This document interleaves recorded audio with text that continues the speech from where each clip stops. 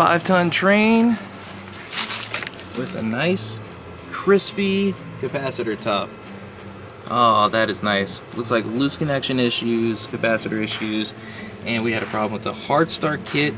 You can tell that the resistor popped off. Looks like that failed, causing the capacitor to overload. So the first thing we're gonna do is hook up some new components and see if we can get this unit to work. Also, I'm gonna hit this with the hose because it is super hot. It wasn't just shut down.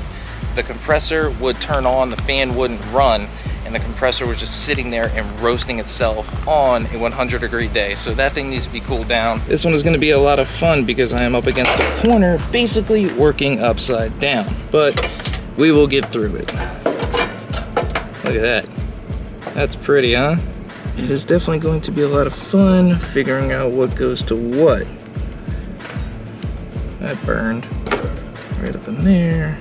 All right, basically, I think it might just be easier to start from the beginning. All right, so let's just go old school, install the part, and then go wire by wire, figure out everything. We'll start off with the fan, work our way to the compressor.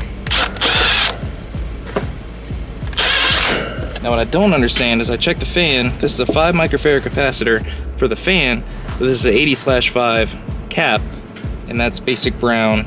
And so I can actually take out this capacitor entirely and get rid of that wire. Let's take our brown.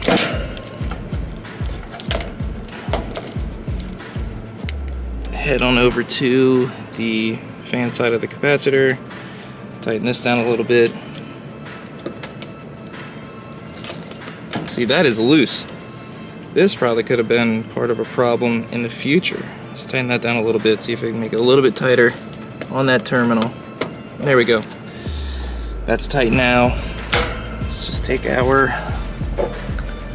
green wire, or purple wire, get rid of that capacitor entirely. This is going to go to the common.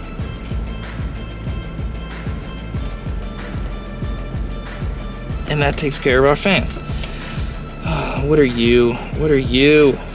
Okay, this is my common wire from the contactor.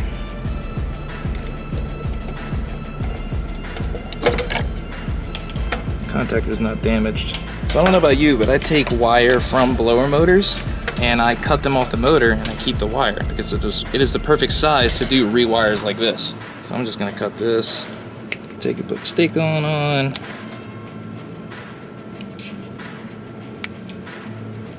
This is going to be our new common terminal from the contactor.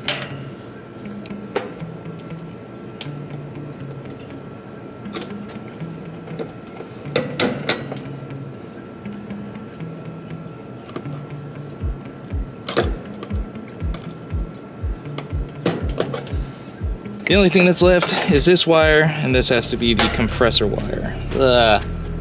Hands all black now. So with this one, we're just going to do the same thing that we did with that other common.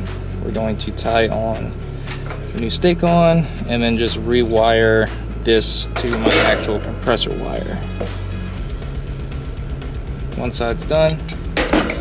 Yank this old one off. Nice. Pretty.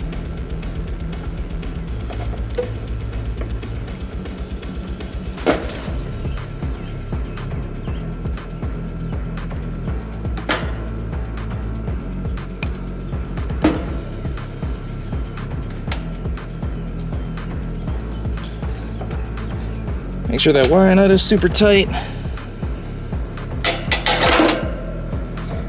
And let's terminate this on our compressor. That's our capacitor replacement done.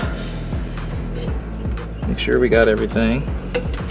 There we have a wire down here. That is for the start cap. Alright, I do need to pull the start cap wires off, which is going to be this one and this one.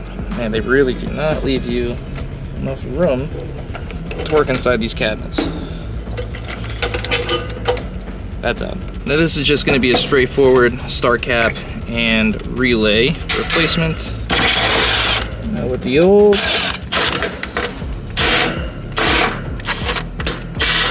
I always have a problem with the Malco fat head never fits. I just gotta switch it over and do it by hand. Reuse that screw. Out with the old, in with the new. Yeah, the Malca doesn't fit inside the new relays either, with that little slant on little screw holder, so that one's got to be done by hand. I'm gonna get a different bracket. I'm gonna make my own bracket instead of trying to zip tie it to this bracket. But I am gonna take this one, flip it upside down so that it looks cleaner, headed up towards the capacitor instead of folding itself around. People might not see it, but I will. It makes me happy. For doing this much, we might as well make a custom bracket.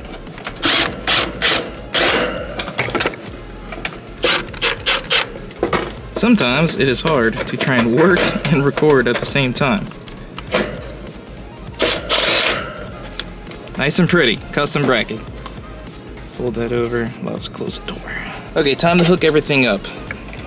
Want it to look pretty, so we're going to go first capacitor,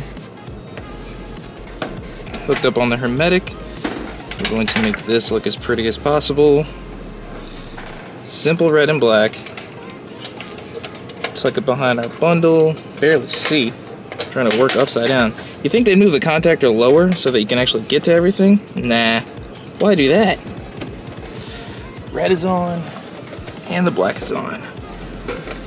Now everything is hooked up. We've got our red hooked up, our black hooked up, our hermetic, the jumper for the capacitor. We've got the both commons hooked up, the compressor hooked up, and the fan hooked up. Gotta love it when the top of the unit turns into a workbench.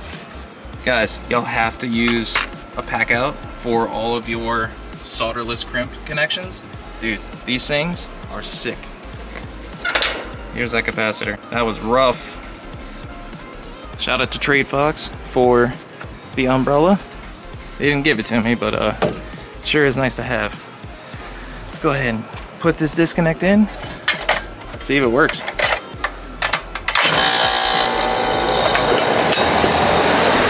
We have noise. It works. Let me grab my gauges and hook it up. Let's see what we got.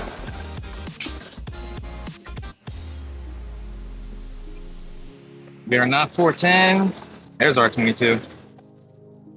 Our sub pool is super low. What's going on? Alright, we are bouncing around like crazy. It's hard to tell. We might be a little low on refrigerant. The sight glass does look like it is low on refrigerant, but it is 93 degrees inside. Granted, my super heat should be ridiculously low if I had that much heat in there. But I'm gonna let this run for a little bit, see if I can get it to straighten itself out. So the system does look low on refrigerant. I'm going to do a leak search on the inside and see what's going on. Granted, it is R22, so I highly doubt we're gonna end up with an actual repair here, but the electrical has been taken care of. The system is now back up and running just like it was before. So we are good to go on that front. You wanna pick up the HVAC quick reference card? My link is down below. Use YouTube for 15% off, and I'll see you on the next one.